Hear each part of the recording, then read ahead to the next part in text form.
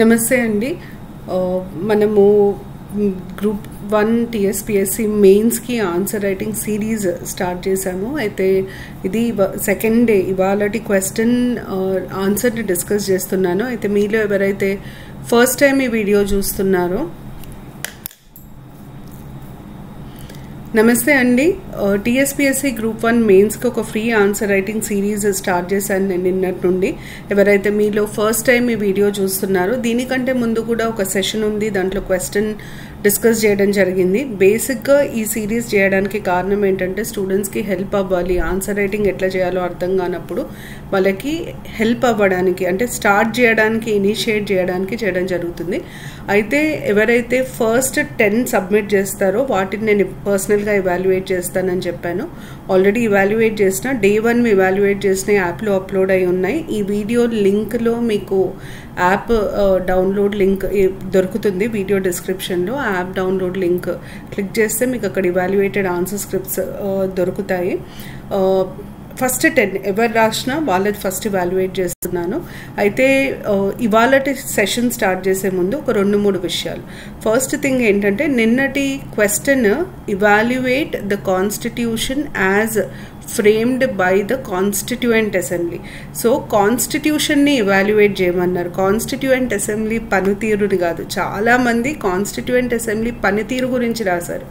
Constituent assembly పనితీరు రాజ్యాంగాన్ని రాయడంలో దాని గురించి రాయాలి. అందరూ కాన్స్టిట్యూయెంట్ అసెంబ్లీ మీద ఉన్న క్రిటిసిజం రాశారు, కానీ అది ఎట్లా రాజ్యాంగాన్ని ఎఫెక్ట్ చేసిందంటే రాజ్యాంగం ఎట్లా రాయబడింది దానివల్ల అన్న దాని మీద రాయలేదు. కొంతమంది స్టూడెంట్స్ అయితే చాలా బాగా రాశారు. ఇన్ఫ్యాక్ట్ ఒక 2 స్టూడెంట్స్ అయితే ఎంత బాగా రాశారంటే ఒకరికైతే ఆల్మోస్ట్ ఫుల్ మార్క్స్ ఇచ్చాను. ఒక స్టూడెంట్కి అయితే అంటే తను రాసిన వరకు తనకి కంటెంట్ ఉంటే బాగా రాస్తారు అనిపించింది. నేను పేర్లు చెప్పలేను ఎందుకంటే పేర్లు రాసలేరు అక్కడ. స్టూడెంట్స్ ఎవరైనా మీరు ఈసారి సబ్మిట్ చేసినప్పుడు ప్లీజ్ మీ నేమ్స్ రాయండి, నేను ఇంకా స్పెసిఫిక్గా ఐడెంటిఫై చేయగలుగుతాను. సో రాసిన వాళ్ళల్లో తన కంటెంట్ ఉంటే బాగా రాయగలుగుతారు అని అనిపించింది. ఒకవేళ కంటెంట్ ఇంకా బాగా తీసుకుంటే, ఎందుకంటే తనకు తెలిసినంత వరకు చాలా నీట్గా రాశారు. ఇంకొకటి ఏంటంటే ఎప్పుడైనా ఆన్సర్ రైటింగ్లో మీరు ఆన్సరింగ్ టు ద పాయింట్ అన్నది గుర్తుపెట్టుకోవాలి. ఏది అడిగితే దానికి సమాధానం చెప్పాలి. చాలా ఎగ్జాస్టివ్గా, ఇలాబొరేట్గా కాన్స్టిట్యూయెంట్ అసెంబ్లీ ఎట్లా ఫామ్ అయింది, అంటే డిఫరెంట్ నెహ్రూ రిపోర్ట్ గురించి అవన్నీ మనకు అవసరం లేదు. అంత డీటెయిలింగ్ అవసరం లేదు. ఎంతవరకు అడిగారో అంతవరకే రాయాలి. అదొక ఇంపార్టెంట్ పాయింట్. ఇంకొక చాలా పెద్ద విషయం ఏంటంటే చాలా మంది కమెంట్స్లో రాస్తున్నారు, వాట్సాప్ గ్రూప్లో పెడుతుంది తెలుగు మీడియంలో ఒక స్టూడెంట్ నిన్న రాశారు. వాళ్ళ పేపర్ నేను ఇవాల్యుయేట్ చేశాను. కాకపోతే ఇంగ్లీష్లో నేను మొత్తం ఫీడ్బ్యాక్ రాస్తే వారికి కొంచెం కష్టం అవుతుందేమో ఫాలో అవ్వడానికి అని చెప్పి వారికి నేను మాట్లాడతానని చెప్పాను. అబ్బాయితో నేను మాట్లాడతాను, పర్సనల్గా మాట్లాడి ఫీడ్బ్యాక్ ఇస్తాను. తెలుగు మీడియంలో ఆన్సర్ ఇవ్వడం నాకు కొంచెం కష్టం. నాకు ఇప్పుడున్న టైంకి దాన్ని మళ్ళీ చదివి దాన్ని ట్రాన్స్లేట్ చేసినాక మళ్ళీ నేను చదవాలి. నేను చదివి అది కరెక్ట్ ఉందా లేదా చూసి పెట్టాలి. కొంచెం టైం పాజిటివ్ వల్ల, టైం తక్కువ ఉండడం వల్ల తెలుగు మీడియంలో నేను మోడల్ ఆన్సర్స్ ఇవ్వలేకపోతున్నా. కాకపోతే మనకి ప్రిలిమ్స్కి టైం ఉంది, మెయిన్స్కి టైం ఉంది కాబట్టి ఇప్పుడు నేను డిస్కస్ చేస్తున్న క్వశ్చన్స్ అన్నిటికీ కొంచెం టైం అయిన తర్వాతనైనా తెలుగులో కంపల్సరీగా మోడల్ ఆన్సర్స్ ఇస్తాను. వీలైనంత వరకు తెలుగులో మెయిన్స్ టెస్ట్ సిరీస్ చేయాలని ఉంది. ఎందుకంటే తెలుగు మీడియం స్టూడెంట్స్ ఎంత అభిమానంతో కాల్ చేస్తారంటే, మొన్న మా స్టాఫ్ చెప్తున్నారు, ఒక అమ్మాయి అయితే మేడం ఎవరు చెప్తే వింటారో చెప్పండి, నేను వారితో చెప్పిస్తాను, మేడం ఎట్లయినా తెలుగు మీడియం స్టార్ట్ చేయమనండి, మేడం తెలుగు బాగా మాట్లాడతారు కదా అని అడిగారంట. సో అవన్నీ చూస్తే చెయ్యాలనిపిస్తుంది, కానీ కొంచెం కాన్ఫిడెన్స్, అంటే నాకు పదాలు తొందరగా రావు తెలుగులో. ఆ పదాలు తొందరగా పలకవు, technical terms, subject related terms తొందరగా పలకవు. అక్కడ నాకు కొంచెం ఇబ్బంది అనిపిస్తుంది. అందుకనే నేను మళ్ళీ న్యాయం చేయలేనేమో అన్న భయంతో తెలుగు మీడియంలోకి ఇంకా దిగలేదు. ప్రిలిమ్స్ టెస్ట్ సిరీస్ మాత్రం తెలుగు మీడియంలో చేస్తున్నాము. క్వశ్చన్స్ క్వాలిటీ బాగుంది అని అయితే ఫీడ్బ్యాక్ వచ్చింది. ఎందుకంటే ప్రిలిమ్స్ టెస్ట్ సిరీస్లో కూడా చాలాసార్లు నేను అంటే ఎవ్రీ సాటర్డే నేను లైవ్ వెళ్తాను ఆ స్టూడెంట్స్తో మాట్లాడడానికి. సో వాళ్ళకి క్వశ్చన్స్ పరంగా ఇబ్బంది లేదన్నారు. ట్రాన్స్లేషన్లో అక్కడక్కడ కొంచెం ఇబ్బంది ఉంది, అది కూడా రెక్టిఫై చేయడానికి ట్రై చేస్తున్నాను. అంటే నేను ట్రాన్స్లేషన్ మొత్తం చదివితే అది ఈజీ అవుతుంది, నాకు దానికే టైం పోతుంది. సో రాను ఇంకా అది ఇంప్రూవ్ అవుతుంది. సో తెలుగు మీడియం స్టూడెంట్స్ అయితే ప్రస్తుతానికి తెలుగు మీడియంలో ప్రిలిమ్స్ టెస్ట్ సిరీస్ ఉంది. ప్రిలిమ్స్ టెస్ట్ సిరీస్ యాప్లో ఉంది. నేను ఆ లింక్ కూడా మీకు కింద డిస్క్రిప్షన్లో షేర్ చేస్తాను. 55 టెస్ట్స్ ఉన్నాయి. చాలా ఎగ్జాస్టివ్గా ప్రిపేర్ చేశాను. దీనికి అనుబంధంగా గ్రూప్ 2 సిరీస్ లాంచ్ చేస్తాను. అంటే గ్రూప్ 1లో ఉన్న ఏరియాస్ అన్నీ ఇక్కడ డీటెయిల్గా కవర్ అవుతాయి. గ్రూప్ 2లో ఎక్స్ట్రా ఉన్న ఏరియాస్ మళ్ళీ దీని తర్వాత కంటిన్యూ అయ్యేటట్టు లాంచ్ చేస్తాను. సో దానివల్ల ఏమవుతుందంటే మీకు గ్రూప్ 1 గ్రూప్ 2 రెండు ప్రిపేర్ అయ్యే వాళ్ళకి ఈజీ అవుతుంది. టెస్ట్ సిరీస్ లింక్స్ కింద ఉన్నాయి, చూడండి. ఎక్స్ప్లెనేషన్ కూడా చాలా డీటెయిల్డ్గా ఉంటుంది. అంటే మీకు ఆ ఎక్స్ప్లెనేషన్ చదివితే మొత్తం రివిజన్ అయ్యేటట్టుగా రూపొందించబడింది టెస్ట్ సిరీస్. సో అదైతే ప్రస్తుతానికి అది చేస్తున్నాను తెలుగు మీడియం వాళ్ళకి. నాకైతే మనస్ఫూర్తిగా మెయిన్స్ కూడా చేయాలని ఉంది. దేవుడి దయ, ఒకవేళ అన్నీ సెట్ అయ్యి నేను చేయగలిగితే, నాకు ఆ టైం కోసమే తొందరగా మిగతా పనులు కంప్లీట్ చేసుకుంటున్నాను. నేను ఆ టైం తీసి చేయాలని ఉంది, చేస్తానని అనుకుంటున్నాను. చూద్దాం. అయితే ఇవాళటి క్వశ్చన్ వచ్చేసి doctrine of basic structure in effect limits the amending power of the parliament. Examine అంటే అది నిజమా కాదా, ఎంతవరకు నిజం అన్నది రాయాలి. ఇప్పుడు ఒక స్టేట్మెంట్ ఇచ్చారు. ఈ స్టేట్మెంట్ నుండి మనకి ఏం అర్థమవుతుంది? ఫస్ట్ మనకి ఈ స్టేట్మెంట్ నుండి వస్తున్న అర్థం, మీనింగ్ ఏంటి, ఇది నిజమా కాదా. ఎగ్జామిన్ అన్నప్పుడు అందులో ఎంతవరకు వాస్తవాలు ఉన్నాయి, is it true or false, దాన్ని ఎట్లా ఎక్స్ప్లెయిన్ చేస్తామన్నది important. Doctrine of basic structure మీద నేను క్వశ్చన్ ఇవ్వడానికి కారణం ఏంటంటే చాలాసార్లు చాలా ఎగ్జామ్స్లో కంపల్సరీగా వచ్చిన అంశము డాక్ట్రిన్ ఆఫ్ బేసిక్ స్ట్రక్చర్. కొన్నిసార్లు ఇవల్యూషన్ ఆఫ్ బేసిక్ స్ట్రక్చర్ గురించి అడుగుతారు, కొన్నిసార్లు క్రిటిసిజం ఆఫ్ బేసిక్ స్ట్రక్చర్ గురించి అడుగుతారు. ఈ question evolution of basic structure గురించి కాదు. ఎందుకు ఇది చెప్తున్నానంటే, నేను ప్రతి ఆన్సర్ పేపర్ ఇవాల్యుయేట్ చేయకపోయినా అట్లా ఒకసారి గ్రూప్లో చూస్తా ఏం రాస్తున్నారు అని. చూసినప్పుడు నాకు అర్థమైంది ఏంటంటే చాలామంది ఇవల్యూషన్ మీద రాస్తున్నారు. మనం ఇవల్యూషన్ ఆఫ్ బేసిక్ స్ట్రక్చర్ మీద క్వశ్చన్ కాదు. క్వశ్చన్ ఏమంటుందంటే, బేసిక్ స్ట్రక్చర్ వల్ల రాజ్యాంగాన్ని సవరించే ఈ పవర్ ఏదైతే పార్లమెంటుకు ఉంటుందో దాని మీద ఎఫెక్ట్ ఉంటుందా లేదా, అంటే పార్లమెంట్ రాజ్యాంగ సవరణ చేసే అధికారంలో ఏదన్నా మార్పు చేర్పు ఉంటుందా లేదా అన్నది క్వశ్చన్. సో మనము పార్లమెంటుకున్న రాజ్యాంగాన్ని సవరించే అధికారాన్ని, డాక్ట్రిన్ ఆఫ్ బేసిక్ స్ట్రక్చర్ని లింక్ చేసుకుంటూ ఆన్సర్ రాయాలి. అది చాలా ఇంపార్టెంట్. ఇప్పుడు నేను చెప్తాను చూడండి. ఫస్ట్ నేను డాక్ట్రిన్ ఆఫ్ బేసిక్ స్ట్రక్చర్, నా ఇంట్రడక్షన్లో డాక్ట్రిన్ ఆఫ్ బేసిక్ స్ట్రక్చర్ ఎప్పుడు వచ్చింది, ఎక్కడ ప్రతిపాదించబడింది, వెన్, వేర్ అన్నది వస్తుంది. నేను వీలైనంత వరకు తెలుగులోనే చెప్పడానికి ప్రయత్నిస్తున్నాను. ఇంగ్లీష్ ఒకటి బేసిక్ స్ట్రక్చర్ ఇవి మాత్రం ఇంగ్లీష్లోనే వాడుతున్నాను. తెలుగు మీడియం స్టూడెంట్స్కి అర్థమవుతుందనే అనుకుంటున్నాను. ఇంగ్లీష్ మీడియం స్టూడెంట్స్కి కూడా ప్రాబ్లం ఉండకూడదు.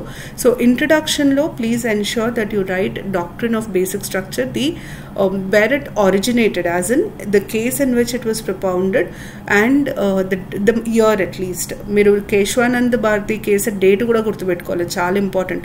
సో డేట్, ఇయర్, ఏ కేసులో అనౌన్స్ చేశారు, దాని పర్పస్ ఏంటి, బ్రీఫ్గా ఇంట్రొడక్షన్లో.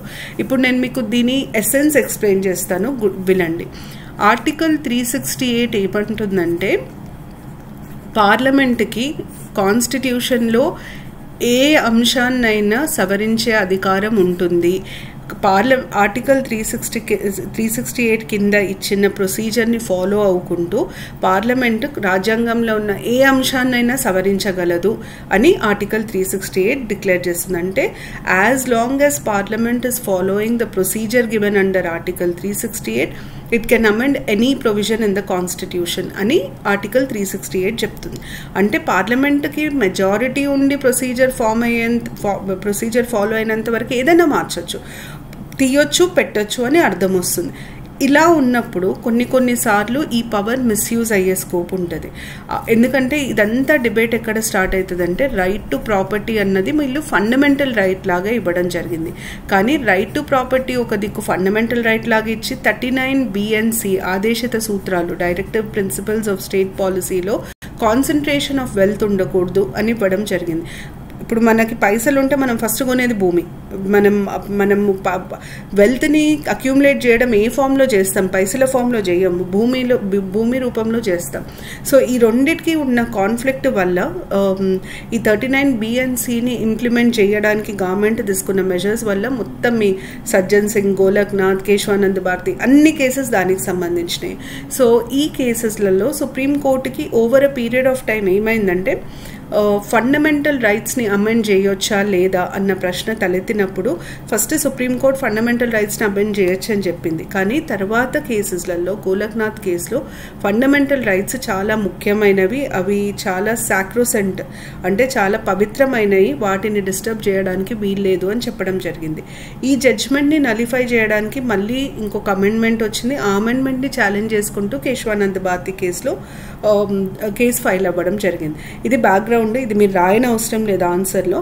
సో బేసిక్ ఏమవుతుందంటే పార్లమెంట్ ఏదైనా తీసేయొచ్చు, ఏదైనా పెట్టచ్చు, ప్రొసీజర్ ఫాలో అయినంత వరకే 368లో రాస్తుంది.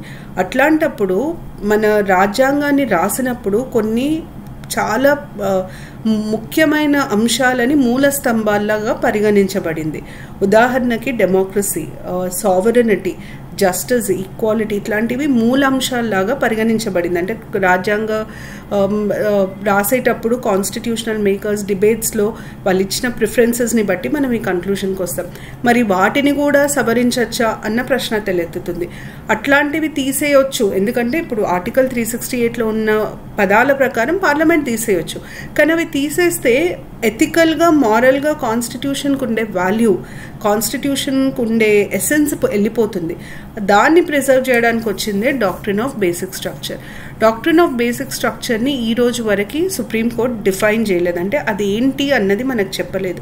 బేసిక్ స్ట్రక్చర్ కింద కొన్ని అంశాలను, రాజ్యాంగంలో ఉన్న కొన్ని ముఖ్యమైన అంశాలను గుర్తించి ఇవి బేసిక్ స్ట్రక్చర్ కింద వస్తాయని చెప్పింది. చెప్పి ఏం చేసిందంటే పార్లమెంట్ మీరు రాజ్యాంగంని ఎలాగైనా సవరించండి, మాకు సమస్య లేదు, కానీ ఆ సవరణ వల్ల బేసిక్ స్ట్రక్చర్ మాత్రం డిస్టర్బ్ అవ్వకూడదు అని చెప్పింది. అంటే parliament can amend the constitution as long as it does not disturb the basic structure of the constitution. ఇది సుప్రీంకోర్టు ఇచ్చిన జడ్జ్మెంట్. సో ఇప్పుడు ఏమవుతుందంటే ఈ రోజుకి కూడా పార్లమెంట్ కాన్స్టిట్యూషన్లో ఏదైనా మార్చొచ్చు, anything, any provision in the constitution. Parliament can change any provision in the constitution. ఈ రోజుకి కూడా ఏ ప్రొవిజన్ అన్నా మార్చొచ్చు, తీయొచ్చు, పెట్టచ్చు. కానీ ఒక్కసారి కాన్స్టిట్యూషనల్ అమెండ్మెంట్ జరిగినాక, ఆ అమెండ్మెంట్ ఫోర్స్లోకి వచ్చినాక అప్పుడు ఎవరో ఒకరు దాన్ని తీసుకుపోయి కోర్టులో ఛాలెంజ్ చేస్తారు. ఛాలెంజ్ చేసినప్పుడు కోర్టు చూస్తుందన్నమాట, ఇది బేసిక్ స్ట్రక్చర్ని వయోలేట్ చేస్తుందా లేదా. బేసిక్ స్ట్రక్చర్ని ఉల్లంఘించినట్టయితే ఆ సవరణ ఇన్వాలిడ్ అవుతుంది. బేసిక్ స్ట్రక్చర్ని ఉల్లంఘించినప్పుడు ఆ సవరణ ఇన్వాలిడ్ కాదు. ఉదాహరణకి మనకు నేషనల్ జ్యుడిషియల్ అపాయింట్మెంట్ కమిషన్ ఉంది. నేషనల్ జ్యుడిషియల్ అపాయింట్మెంట్ కమిషన్ ఆ బిల్లును ప్రవేశపెట్టినప్పుడే, ఆ కమిషన్ కోసము రాజ్యాంగ సవరణ బిల్లును ప్రవేశపెట్టినప్పుడే సుప్రీంకోర్టులో కేసు ఫైల్ అయింది. ఇది రాజ్యాంగబద్ధంగా లేదు, రాజ్యాంగ విరుద్ధంగా ఉంది అని. ఇప్పుడు సుప్రీంకోర్టు ఏమనిందంటే ఆ అమెండ్మెంట్ కంప్లీట్ అయ్యి అది ఫోర్స్లోకి వచ్చే వరకు మేము ఇంటర్ఫియర్ కాము. ఎందుకు గారు అంటే మన దగ్గర judiciary is equal to legislature, అంటే జ్యుడిషియరీ, లెజిస్లేచర్ సమపాలంలో ఉంటాయి.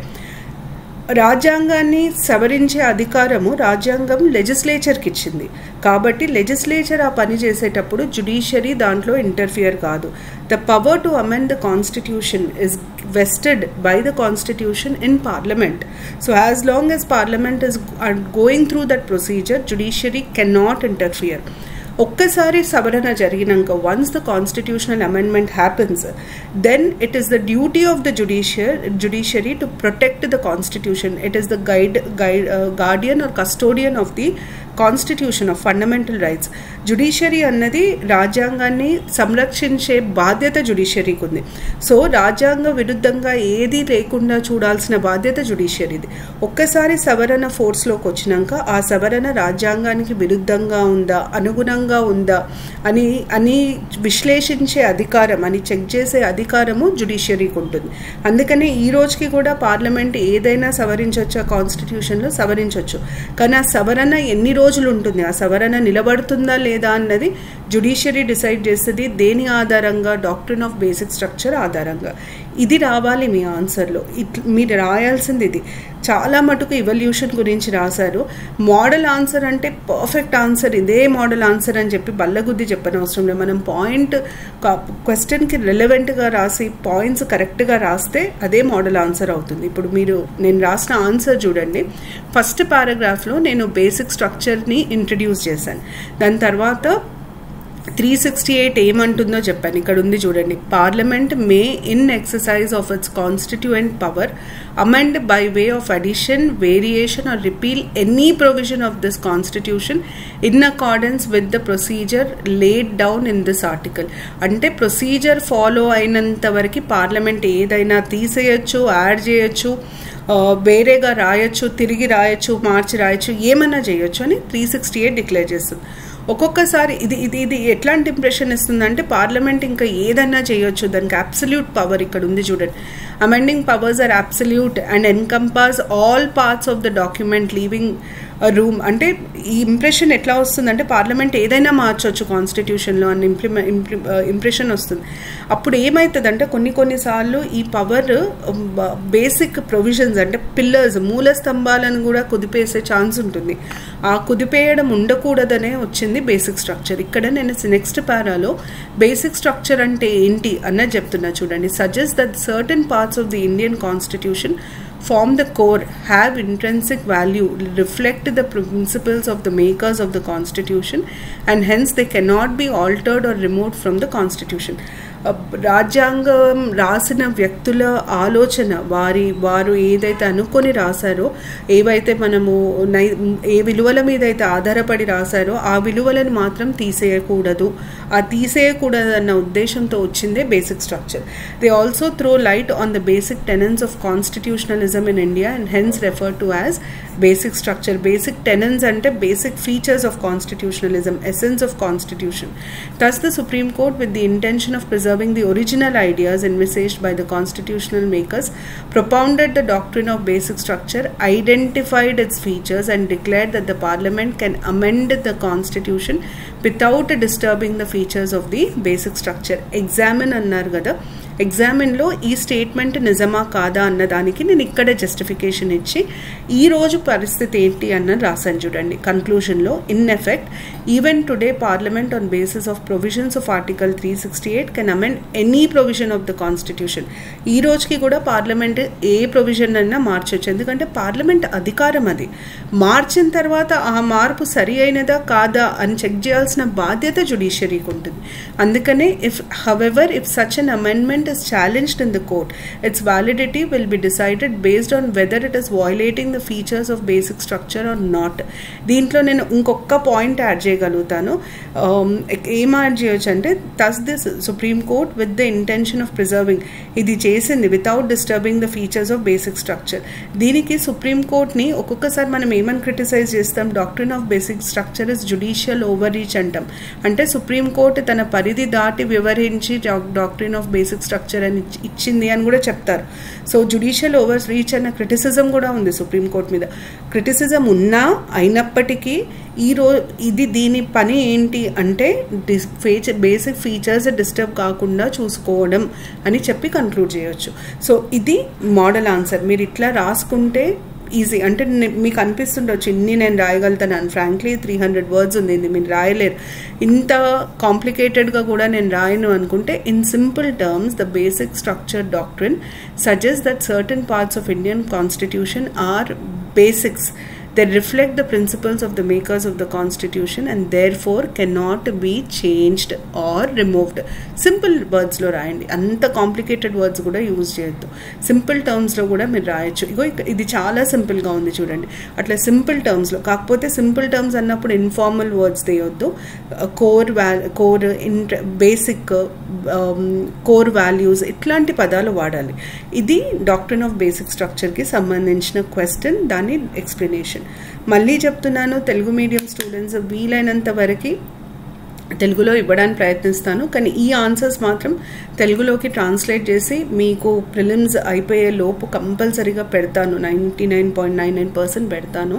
కొంచెం టైం తీసుకొని చేయాలి నేను ఆ పని, కానీ చేస్తాను. టెస్ట్ సిరీస్ మాత్రం ప్రిలిమ్స్ది రెడీ అయ్యింది, అది ఆల్రెడీ అనౌన్స్ చేసాం, అది కంటిన్యూ అవుతుంది.